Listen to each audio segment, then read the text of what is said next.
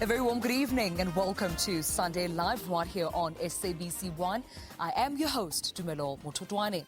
Now, although not officially announced, plain packaging is coming down the line along with further restrictions on how, when or where people may smoke. The anti-smoking organizations have widely criticized those lobbying against proposed amendments to South Africa's Tobacco Products Control Act, as they believe this to be an erosion on individual freedom. Now, South Africans will not be allowed to smoke in public anywhere in the country if Health Minister Dr. Aaron Motsoaledi approves the ban. Well, the minister says government will soon also introduce a total ban on smoking and advertising of tobacco and alcohol in the country. Now, before we get into our discussion this evening, let's take a look at this very brief insert prepared by Refilwe Mula. 47-year-old Morena Mofokeng of Mamello Township has been a smoker since his early 20s. He was employed, healthy and independent until the unthinkable happened. Ukula ka started ka in the 1st September 2014. So nagatwa jobe ke am 17 ko apintene e belo ga fihla mo kwala usano se nga tswa the toes. So I can get into any sample. After a week I got a thoma chest a hole. Spetle ba nje the boot. Safety boot then ka ba botsa safety boot you can have between the toes because I know on top of the toe or in front or kamatase nagtla dumela go the safety boot but no the infection. Like we cool up because nature is a pain. It was very odd because Lina Nekana Rakil Kenya to Muri icing, the way feel like a thing in a car material to Boilan. Futara, Axahon pay Lagana because the more high in the corner, Kedega Bota High Monogana plain like Isa, all Howlam Nano. Like Niggas and Philly Howler, Honey Hospital about Stitch, Bahana High, Basahon. Because in the second Pelagadi PDC each and every day, lady ice. And the 6 I didn't want to get overdose. Got a bake, I was asked for the lamb. Utara Sakhona. Kabang admit to have a cop in hospital. So after a week, I learned about like a cut the whole leg. Next time I hit a pill because I know look at only a toe. So, doctor is out, I'm going to look at the whole leg. I get love civil chair. Who feel like I'm like the pain is in a look. The pain is in the comply as a cataloto. So, like the hospital, Lata social worker. And I don't cancel about any feel like Lama Melan because next setting up with the doctor the Buadi from smoking cigarette. For now, without formal employment and a struggle to get an artificial leg, the many uncertainties in Morena's life still cause him to smoke. Smoking is clearly more dangerous than is advertised. So, is government's proposed plan warranted or not? Well, our poll question this evening to you is, should smoking be completely banned in public places? We're not live tonight, so we cannot, of course, take your SMSs, but you can engage with us on our social media pages. On Facebook, we are Sunday Live on SABC1. You can tweet at Sunday Live SABC1 or tweet me personally at T_Mototwane, and don't forget to hashtag Sunday Live SA. Now, in studio with us, of course, to take us through this discussion, we're joined by Mr. Leon Lowe, the Executive Director of Free Market Foundation, as well as Dr. Yusuf Saluji, the Executive Director from the National Council Against Smoking, also known as NCAS. Welcome to you, gentlemen. Thank you so much for your time. Good evening. I'd like to start off with yourself, Dr. Yusuf. Do you think that smoking in public places the appropriate time, the right country to sort of implement a ban such as this? Can I just be clear? What we're saying is the government should ban smoking in indoor public places, not completely, not in all outdoor public places. Of course, smoking should be banned in selected outdoor places as well, sports stadiums, railway stations, etc. But the National Council Against Smoking definitely ban on smoking in public places, and more importantly, the majority of the public support a ban on smoking in indoor public places. A survey a couple of years ago showed that 80% of the public supported a ban on smoking in indoor public places, including 72% of smokers. 72% of smokers said restaurants, workplaces, etc. should be 100% no smoking. Well, there should be a reason behind you supporting a ban in, public indoor spaces. Why is that? Is it health reasons, challenges, issues that come with smoking? Well, obviously, it's health issues. I mean, people must not forget tobacco use kills 6 million people every year. 6 million people around the world. And in South Africa, about 40,000 people. And smokers, unfortunately, smoking doesn't just kill smokers. It also kills non-smokers. When a person lights up in a public place, they pollute the air that other people have to breathe with carbon monoxide, arsenic, cyanide, cadmium, lead, all sorts of things. And when non-smokers breathe in this polluted air, they themselves are at risk of lung cancer, heart disease, and in the case of children, especially when mothers smoke, sudden infant death syndrome, and they can also damage their lungs. Well, Leon, you have a different perspective on this issue. I mean, I just saw an article and you were quoted as saying that this is more of a nanny tactic, most of like babysitting the population around smoking. What is your stance around, a possible ban around, smoking in public spaces? Well, firstly, let's understand the so-called survey was actually fraudulent. A public space, they mean private places. My restaurant, my office, my factory are not public places at all. They are entirely private. And what's more, in private places, you have ventilated places for smokers.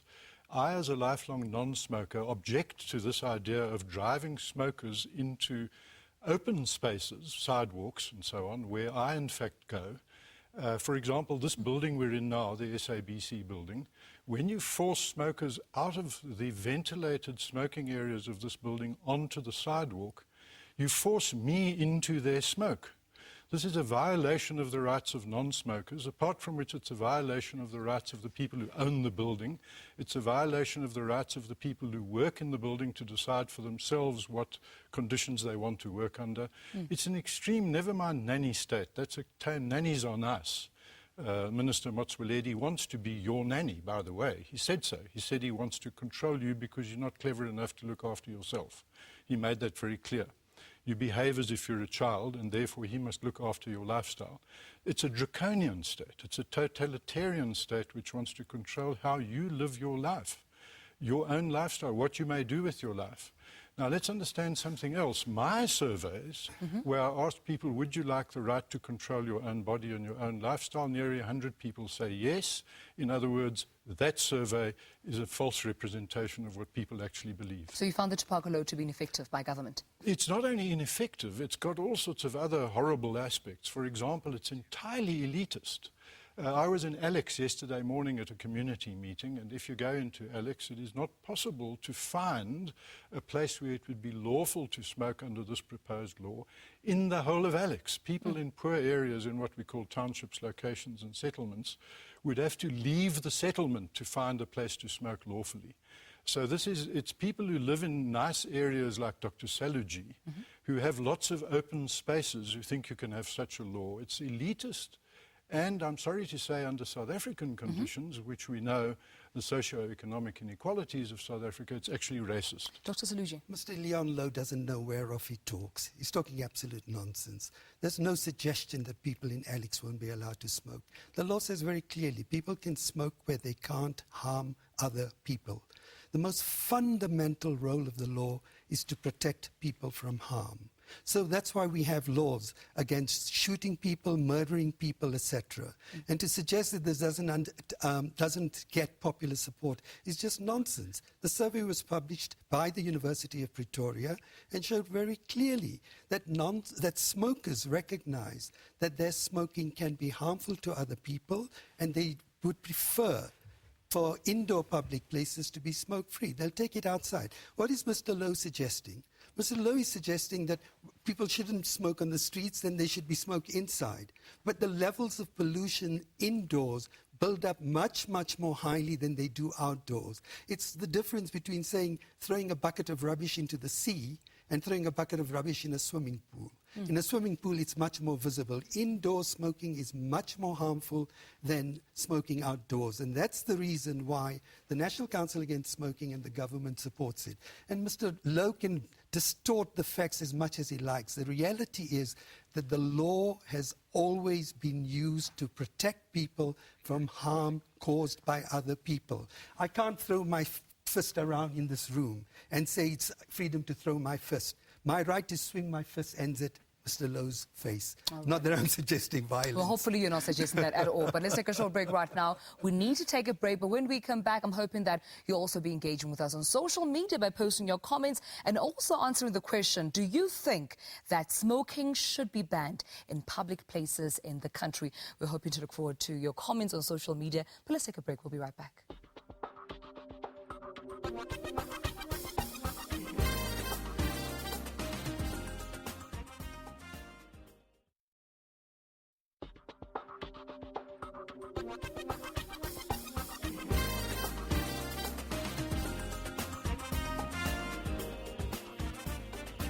Welcome back to the program. You're watching Sunday Live right here on SABC 1, and we are talking about the proposed, ban on smoking in indoor public spaces, and we're asking you what you think about our topic this evening. Thank you so much to everyone that's been engaging on social media.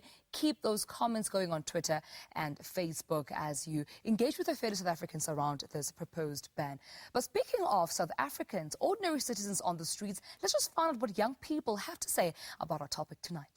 ntse ke bona ntho ya ho tsuba vela ha e hantle bana le ha o e reka cigarette o ya bona box ya teng ngotswe smoking is dangerous so nna ke tseba hore batho ba itsubang ba batloa ba tsubelang cause e ngotswe kantle. I'm a smoker, and should the smoking law changes, it won't affect me because I'll still smoke anyway, because restaurants and malls they took away most of smoking areas and whatever. I think there's a part where you should only smoke like 100 meters away from a building, certain buildings, but it doesn't make a difference to me. It's still fine. I'm a non-smoker. People that smokes around me irritates me. I'm a smoker, and I don't think it's going to affect me in any way. I'll still carry on smoking, whether they bring in whatever rules. It's not a preference of the government, it's my preference to smoke. That's it, my preference. Nobody's going to take my cigarette away from me. Well, taking a conversation back, of course, to our panelists, Dr. Saluji, you wanted to clarify that it's not actually a ban on public spaces, but indoor public spaces. Exactly. The draft law that was published by the Department of Health says nobody may smoke indoors. This is old news. In Ireland, they went smoke-free indoors in 2003, and that's what the World Health Organization recommends. In addition, the law says that nobody may smoke immediately outside an entrance. The idea is that if you smoke outside an entrance, the smoke will drift into the indoor public place and pollute the air. So they simply said people must not smoke immediately outside an entrance. It could be 5 meters or 10 meters. The law is not very clear on that. But the law is also very clear. If somebody is walking down a street with a cigarette in their hand, that is allowed by the law. And if Mr. Lowe suggests otherwise, he clearly does not understand the law. And let's engage with him on that, because I understand that your issues were around health issues. You said that, part of your survey showed that even smokers suggested that it's unhealthy to smoke around non-smokers. And what do you think about that? Aren't you worried about health, consequences around smoking in indoor public spaces? It's actually not what you think about health, it's what you think about freedom and dignity of individuals. And that is to say, it is unhealthy to have unprotected sex. It's unhealthy to drive a car. It's unhealthy to be obese. It's unhealthy to eat salt and sugar and junk food and drink cold drinks.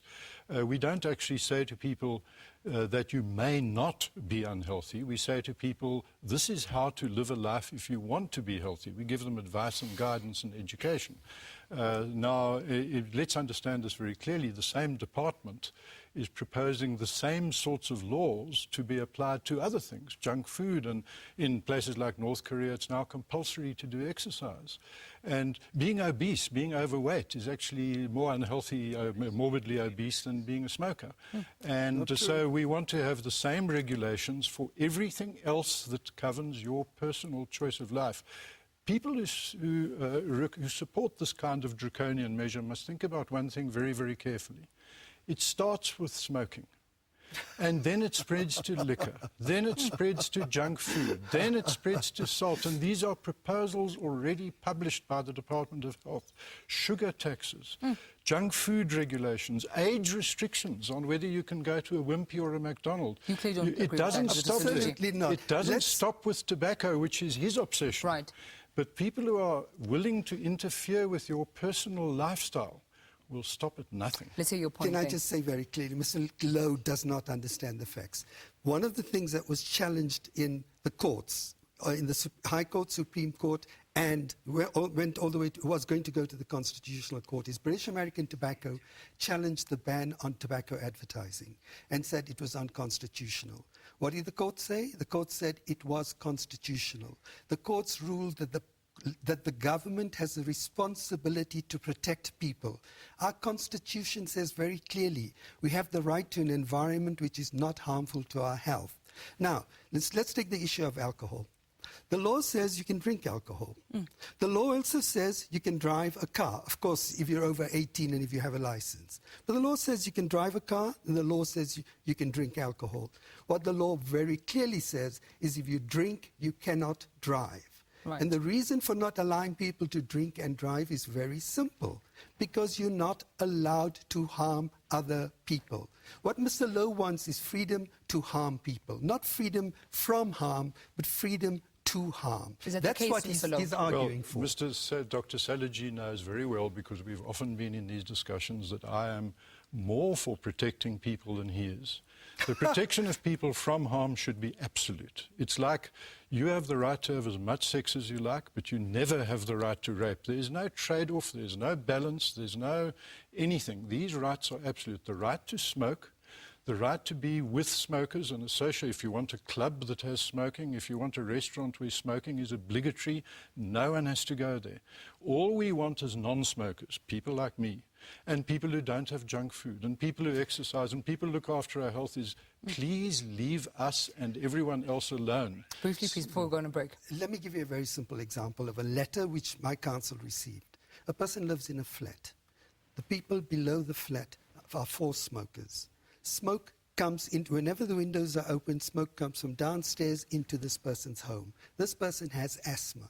Now, excuse me, this person has the right to enjoy, Mr. Leon Lowe keeps talking about property rights. The person has the right to enjoy their property, but smoking by other people is endangering this person's health. What makes you think I disagree with that? He talks about private property. What is private property? The government has laws over kitchens. You can't have a rat-infested kitchen. But if you follow what Mr. Lowe is saying, you would have kitchens with no hygiene laws at all. Scrap all the laws. What about people who want to be and work and enjoy smoke-free public places? Like me. Then. Like me. Okay, then let's hold that conversation right there. We're going to take a short break, but I need to hear from both my panelists that what is the way forward? Should the ban be, approved, and should it go ahead or not? I need to hear from them. We'll be right back.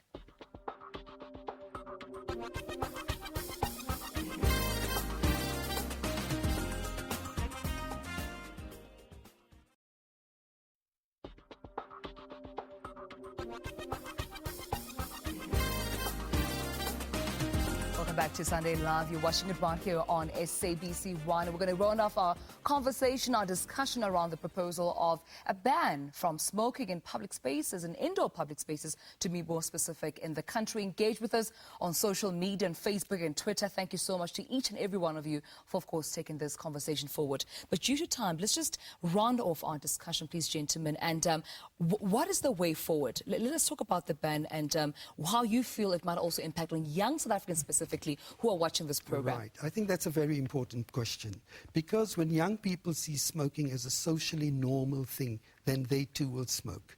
And the good thing about the laws in South Africa, despite what Mr. Lowe says, it is that it has been extremely effective. Since 2004, when we got our present government, to 2012, the numbers of people smoking in South Africa has dropped by 50%. That means a lot of people have stopped smoking. And the reasons why they've stopped smoking, and smokers themselves will tell you that I don't want to be in a smoky, polluted environment. And as I said, the surveys show that. And what clean indoor public places does is it helps people to stop smoking. The majority of smokers want to stop smoking. If you ask smokers, 80% of them will say the only reason they continue to smoke is because they're addicted. And this is the issue as well. Plain packaging has been introduced in Australia. It's now going to be introduced in other countries. The reason for plain packaging is to protect young people from inducements to start smoking cigarettes. And the evidence shows very clearly that since Australia introduced plain packaging, smoking has gone down. Young people think it's sexy, clever, smart to stop smoking. Smart, sexy and clever to smoke. And the only way to counter that is to make sure that the tobacco industry doesn't provide them with false information. All right, Mr. Lowe, and what is your way forward? You clearly don't agree with the tobacco law, but what do you think should be done then moving forward? Well, I want to suggest to anybody who has access to the internet, look up whether the plain packaging law in Australia was followed, as Dr. Salaji says, by a decline in the amount of smoking. It actually went up while it continued going down in other countries. And you don't have to believe either of us. Anyone can look it up. It's readily available factual information. Now, the other thing is, what is the way forward? The difference between us actually has nothing to do with smoking or tobacco or health or public places or private places. The real difference is people who believe in freedom and people who don't. I want to be free from anyone violating my rights and my interests as you do, but I also want to be free, so long as I don't harm you, to do whatever I wish, including deciding whether I drink or smoke or get fat or eat junk food or don't exercise. Lifestyle is the most important freedom there is, how you live your life.